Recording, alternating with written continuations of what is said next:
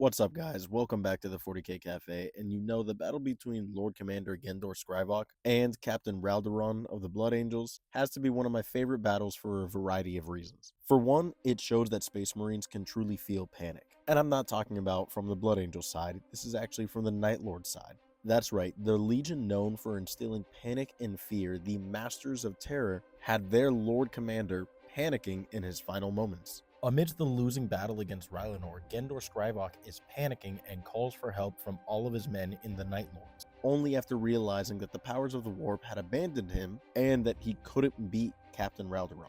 For one, this is an incredible statement, as Space Marines are supposed to be these stalwart characters, unable to feel panic or fear, and being able to steel themselves to all outside emotions so that they can tackle whatever confrontation may come their way. And yet, in these final moments, we see that Gendor Scrivok, yes, although feels anger, also feels panic. And that is a direct quote. He feels panic.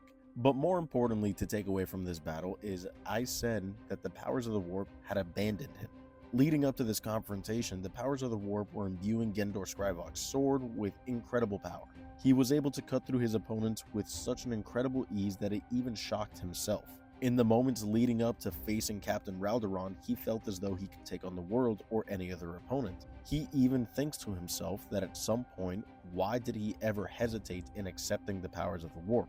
But then when the moment comes to face Captain Raldoron, he realizes that the demon and the very powers that had blessed him had abandoned him. And it doesn't take long for Scrivok to acknowledge that without these powers, he cannot beat Raldoron. This is what I find way more important about the battle. The powers of the warp are very fickle. As quickly as they are to bless you for accepting their powers, they are also equally quick to turn on you for their own personal gain. It is one of the many reasons why I believe that the traitors ended up losing. We see time and time again that although they may all be traitors fighting for the same cause of taking down the Emperor, the powers of the warp may influence them to act on their own personal gains, stabbing one another in the back, or not even taking their lives, but just outright abandoning their allies for their own endeavors. And it can happen as quickly as it did to Scrivok, who went from calling Raldoron out to the moment that they clashed blades, they abandoned him.